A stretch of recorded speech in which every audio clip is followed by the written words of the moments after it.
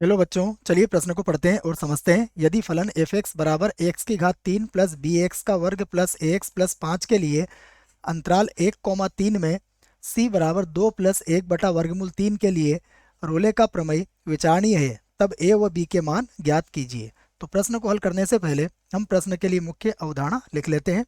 तो इस प्रश्न के लिए मुख्य अवधारणा, जिसकी सहायता से हम इस प्रश्न को हल करेंगे। मुख्य अवधारणा में हम रोले के प्रमेय को समझेंगे, जिसके लिए मैं एक फलन ले लेता हूँ कि मान लीजिए हमारे पास कोई फलन है y बराबर एफ एक्स और इसका प्रांत दिया हुआ है a कॉमा बी संवृत अंतराल में। तो रोले के प्रमेय में पहला जो प्रतिबंध होगा वह यह होगा कि एफ एक्स संवृत अंतराल a कॉमा बी में संतत हो। ये पहली बात आप याद रखें। दूसरी बात, एफ एक्स अंतराल या विवृत अंतराल है में अवकलनीय हो।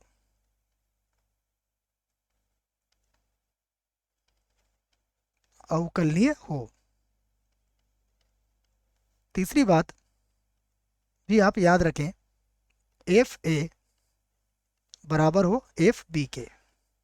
तब तब रोले प्रमेय से कोई बिंदु सी जो कहाँ मिलेगा आपको, विवृत अंतराल ए कॉमा बी में एफ डेस सी बराबर 0 से प्राप्त किया जा सकता है। प्राप्त किया जा सकता है। यहाँ सी के मान 1 से अधिक भी हो सकते हैं। अब हमें जो प्रश्न दिया है हम उसे लिख लेते हैं। हमें प्रश्न दिया है एफ एक्स बराबर एक्स की घात 3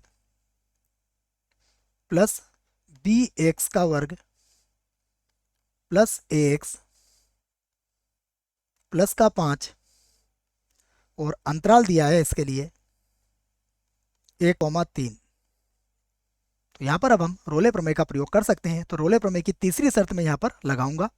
तो हम कह सकते हैं रोले प्रमेय से, यहाँ से लिख देते हैं हम रोले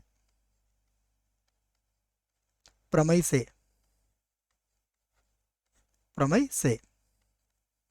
रोले प्रमेय से हम जानते हैं एफ ए किसके बराबर होता है, एफ बी के। तो इस आधार पर हम क्या लिख देंगे, एफ एक बराबर होगा एफ 3 के। एफ एक से हमारा तात्पर्य क्या होगा, एक्स के स्थान पर लिखेंगे तो 1 की घात 3 हो जाएगा।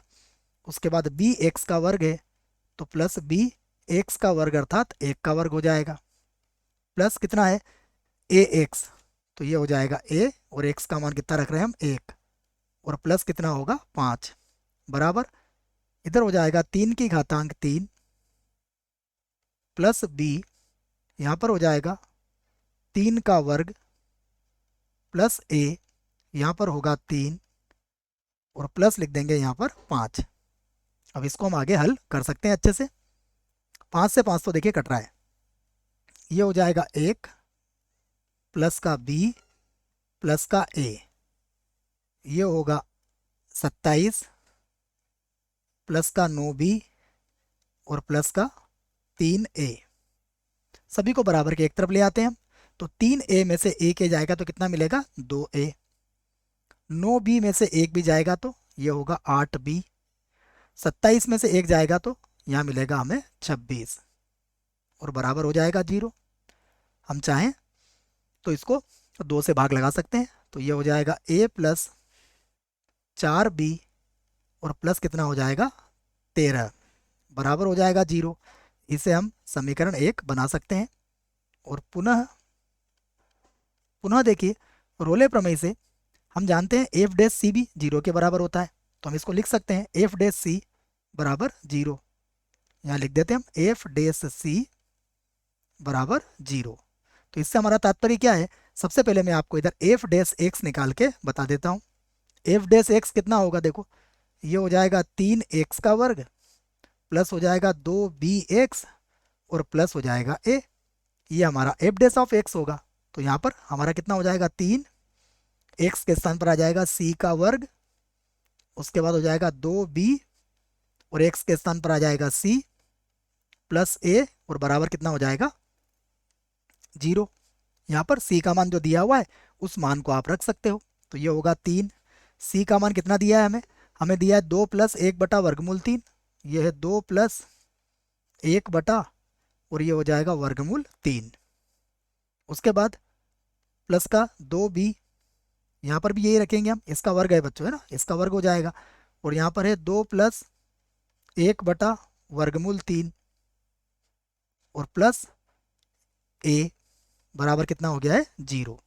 अब हम यहाँ पर ए का मान भी रख सकते हैं और इसे ए प्लस बी की घात 2 से खोल भी सकते हैं। तो सबसे पहले देखिए ये 3 तो मैं वैसे ही लिख लेता हूँ, हम इसे ए प्लस बी की घात 2 से खोलते हैं तो 2 का वर्ग कितना हो जाएगा 4, उसके बाद प्लस 2ab कितना हो जाएगा 4 बटा वर्गमूल 3, उसके बाद 1 बटा वर्गमूल 3 का वर्ग कितना होगा, ये होगा 1 बटा 3, उसके बाद प्लस 2 से गुणा कर देंगे इसको तो ये हो जाएगा 4b, उसके बाद देखें तो ये हो जाएगा प्लस का 2b, और बटा वर्गमूल के अंदर कितना आ जाएगा 3, और यहाँ हम ए का मान निकाल के रख सकते हैं। ए का मान कितना होगा यहाँ पर, ये होगा माइनस का 4b, और माइनस का हो जाएगा 13, और बराबर लिख देंगे हम 0। हम यहाँ पर लिख भी सकते हैं कि समीकरण नंबर 1 से हमने ये मान रखा है। अब हम 3 को अंदर गुणा कर देते हैं, देखो तो ये हो जाएगा 12, यहाँ पर कितना आ जाएगा 12, प्लस ये कितना हो जाएगा 12 बटा वर्गमूल 3, तो ये हो जाएगा 12, और बटे में होगा वर्गमूल 3। उसके बाद फिर देखिए ये हो जाएगा 3 से 3 कट जाएगा तो केवल एक ही बचेगा, ये हो गया प्लस 1, और उसके बाद यहाँ पर देखें तो 4b से 4b कट ही रहा है, तो यहाँ होगा 2b बटा वर्गमूल 3, प्लस का हो जाएगा 2b, और बटे में हो जाएगा वर्गमूल 3, उसके बाद यहाँ है माइनस का 13, और बराबर कितना हो जाएगा 0। इसको आगे हल कर सकते हैं, तो देखिए 12 और 1 13, 12 और 1 13 से 13 भी कट जाएगा, किसी एक को बराबर के एक तरफ ले जाइए आप, तो ये मिल जाएगा आपको 2b बटा वर्गमूल 3 बराबर हो जाएगा माइनस का 12 बटा वर्गमूल 3, ये आ जाएगा माइनस का 12 बटा वर्गमूल 3। देखिए वर्गमूल 3 से वर्गमूल 3 भी काट दीजिए, तो b का मान हमें क्या मिलेगा यहाँ से आप कह सकते हो कि b का मान आ जाएगा माइनस का 6, ये b का मान हमें माइनस का 6 प्राप्त हो गया है। अब समीकरण नंबर 1 का हम प्रयोग यहाँ पर कर सकते हैं, तो समीकरण 1 से देखिए समीकरण 1 से a और प्लस कितना है देखो 4b, तो ये होगा 4, b का मान कितना है माइनस का 6, और उसके बाद कितना है प्लस का 13, तो ये हो गया प्लस का 13 बराबर 0, तो ये हो गया 24, ये हो गया 24, तो 24 में से कितना घटा लेंगे आप 13 को घटा लीजिए, तो 4 में से 3 गया है तो ये माइनस का आ जाएगा, तो यहाँ पर आ जाएगा माइनस का 11 बराबर 0, 24 में से 13 गए तो ए का मान कितना आया यहाँ से, ए का मान आ गया हमारे पास 11 आ चुका है, तो हमारा उत्तर आ चुका है। यहाँ से हम कह सकते हैं अतः ए बराबर 11, बी बराबर माइनस का 6, और यही हमारे प्रश्न का उत्तर होगा। आशा करता हूँ बच्चों आपको इस प्रश्न का उत्तर समझ में आया होगा। धन्यवाद।